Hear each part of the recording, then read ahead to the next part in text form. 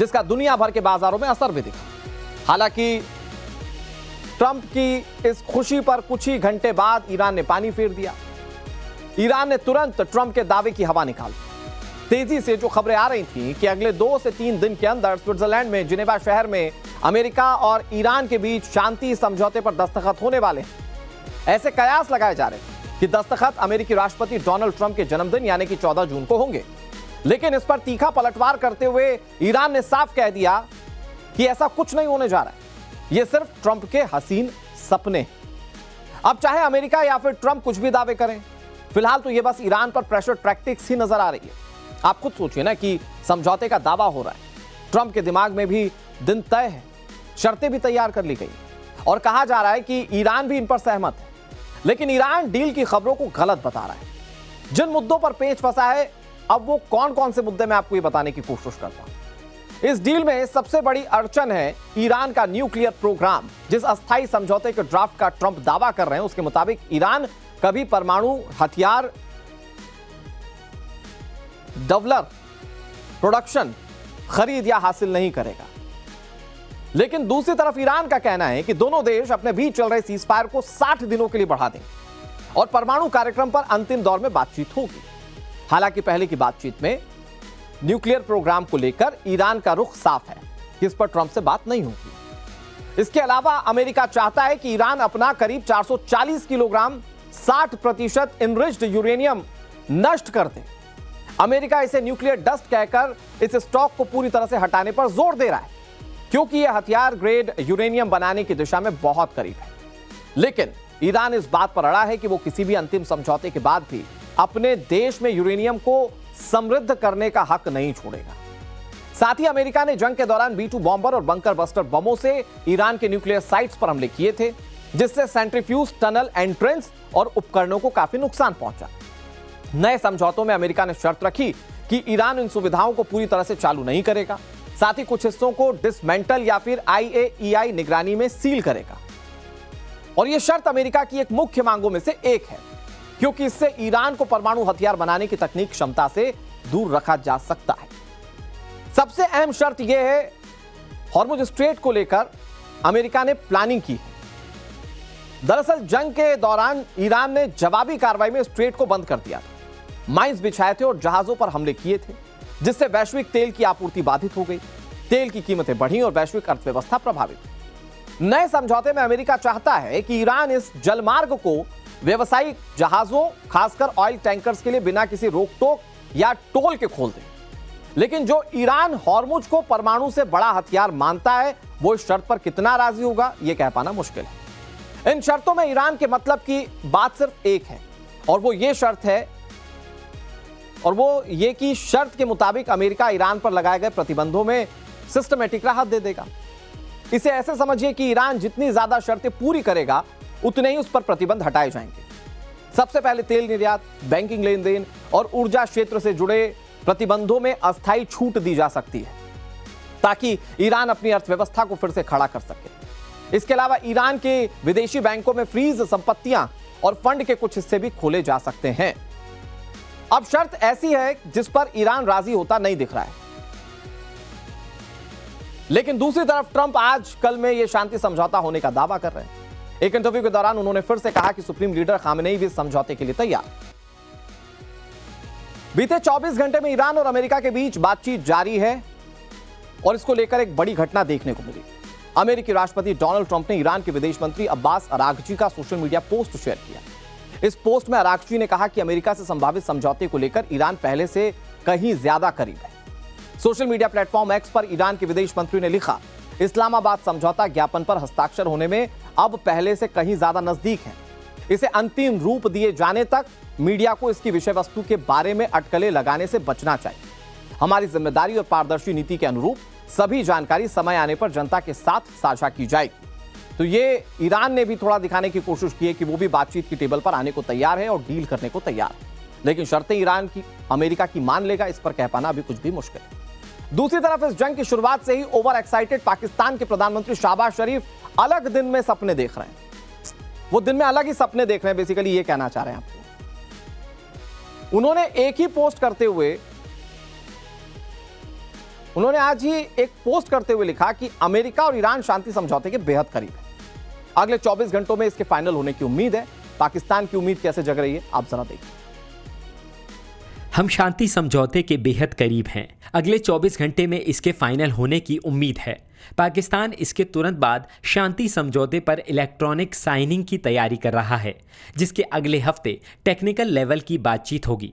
हम बातचीत के दौरान उनके लगातार कमिटमेंट के लिए यूनाइटेड स्टेट ऑफ अमेरिका और इस्लामिक रिपब्लिक ऑफ ईरान को धन्यवाद देना चाहते हैं, और हम अब इस इलाके में अपने भाइयों को उनके सपोर्ट के लिए दिल से शुक्रिया अदा करते हैं। हमें यकीन है कि ये ऐतिहासिक शांति समझौता हमेशा रहने वाले शांति के लिए एक मजबूत नींव बनाएगा। और अब आपको नवभारत सुपर 6 में सिर्फ 2 मिनट में आज की कुछ अहम खबरें दिखाते हैं। पीएम नरेंद्र मोदी फ्रांस और स्लोवाकिया दौरे के लिए रवाना हो गए हैं। फ्रांस के साथ पीएम नरेंद्र मोदी की द्विपक्षीय वार्ता होगी, जिसमें रणनीतिक साझेदारी से लेकर निवेश पर फोकस रह सकता है। साथ ही 16-17 जून को वो G7 शिखर सम्मेलन में शिरकत करेंगे। इस दौरान अमेरिकी राष्ट्रपति डोनाल्ड ट्रंप से उनकी मुलाकात भी हो सकती है।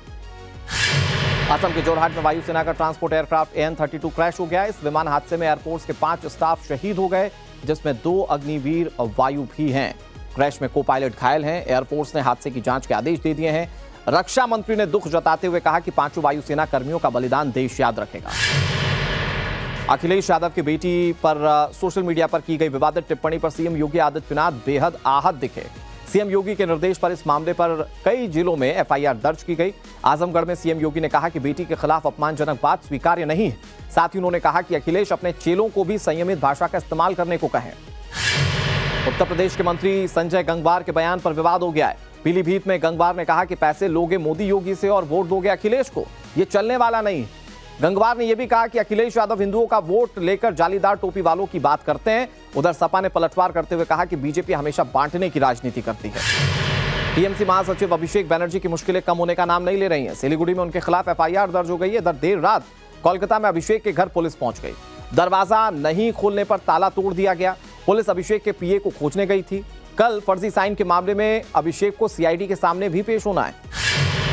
टीएमसी में बगावत का सिलसिला नहीं थम रहा है। आज टीएमसी सांसद सुदीप बंदोपाध्याय ने बंगाल बीजेपी प्रभारी और केंद्रीय मंत्री भूपेंद्र यादव से मुलाकात की। कल टीएमसी के बागी सांसदों के गुट की दिल्ली में एक अहम बैठक भी होने वाली है। इस मीटिंग में सीएम शुभेंदु अधिकारी भी शामिल हो सकते हैं।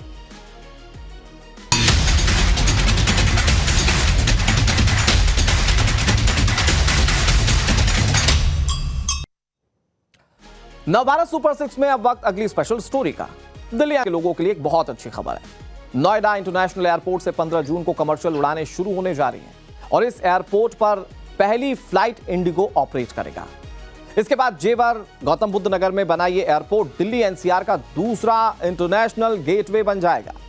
जानकारी के मुताबिक पहली इनॉग्रल फ्लाइट लखनऊ से नोएडा के लिए होगी, जिसके बाद जुलाई 2026 से नवी मुंबई, भोपाल, देहरादून, जोधपुर और बरेली के लिए भी यहां से उड़ानें शुरू हो जाएंगी। इंडिगो के बाद अकासा एयर और एयर इंडिया एक्सप्रेस भी जल्द ही इसी एयरपोर्ट से अपनी सेवाएं शुरू करेंगे। नोएडा एयरपोर्ट से उड़ानें शुरू होने से पहले कैसी है तैयारियां, उसका जायजा लिया हमारी सहयोगी शेफाली निगम ने। नोएडा इंटरनेशनल एयरपोर्ट के डोमेस्टिक ऑपरेशंस 15 जून से शुरू होने वाले हैं और फिलहाल times now Navbharat Noida international airport पर है। आप मेरे पीछे देख सकते हैं कि एयरलाइन का जो स्टाफ है, इंडिगो एयरलाइन का जो स्टाफ है वो अभी मौजूद है। 15 तारीख को जो पहली फ़्लाइट लैंड होगी वो इंडिगो की ही होगी। लखनऊ से आएगी वो फ़्लाइट और नोएडा इंटरनेशनल एयरपोर्ट पर पहली फ़्लाइट लैंड होने वाली है। ये जो आप सामने देख रहे हैं ये सेक्शन है जहाँ पे आप किसी भी एयरपोर्ट पे जाएंगे, जो एयरलाइन स्टाफ रहता है मदद करता है आपके बोर्डिंग पास के लिए, आपके लगेज के लिए।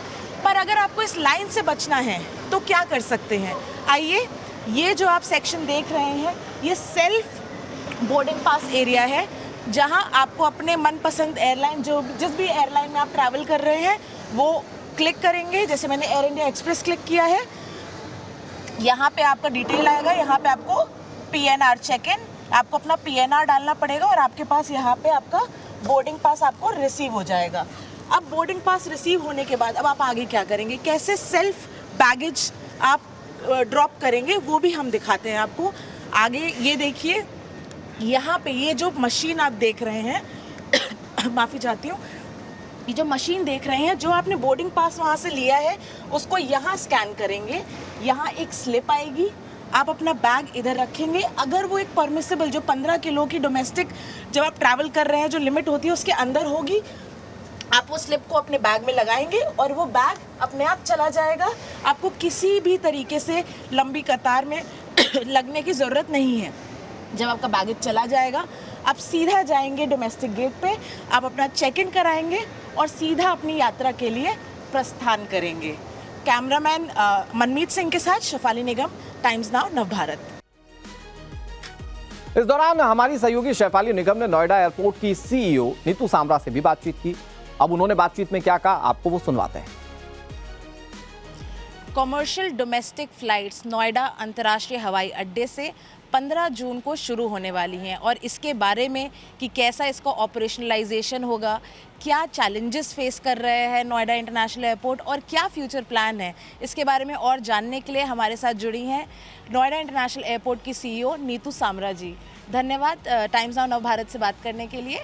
नीतू जी, सबसे पहले 15 तारीख से एयरपोर्ट शुरू होने वाला है, कौन कौन सी एयरलाइंस रहेंगी, कितने हम रूट्स देख रहे हैं, कितने रूट्स में स्टार्ट होंगे और डेली कितनी फ़्लाइट्स यहाँ से उड़ेंगी, उसकी थोड़ी जानकारी दीजिए। सबसे पहले तो आपका बहुत बहुत स्वागत है हमारे इस सपने को पूरा होते हुए हमारे साथ देखने के लिए। तो जैसे कि आपने बोला 15 जून से फ़्लाइट्स शुरू हो रही हैं, तो जिस दिन हम शुरुआत कर रहे हैं, इंडिगो हमारा लॉन्च कैरियर रहेगा और पहली फ़्लाइट लखनऊ से यहाँ पर लैंड करेगी और उसके बाद यहाँ से बेंगलोर डिपार्ट करेगी।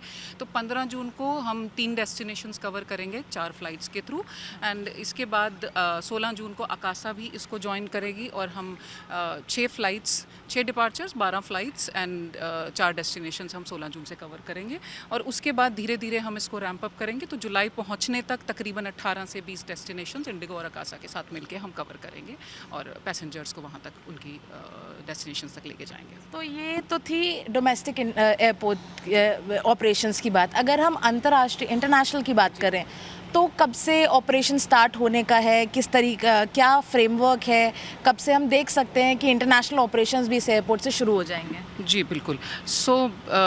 जैसे कि आप जानते हैं एक जर्नी है, तो अभी हम डोमेस्टिक ऑपरेशंस के लिए बिल्कुल तैयार हैं और वो हम स्टार्ट करेंगे और इंटरनेशनल ऑपरेशंस के लिए हमारा काम चालू है।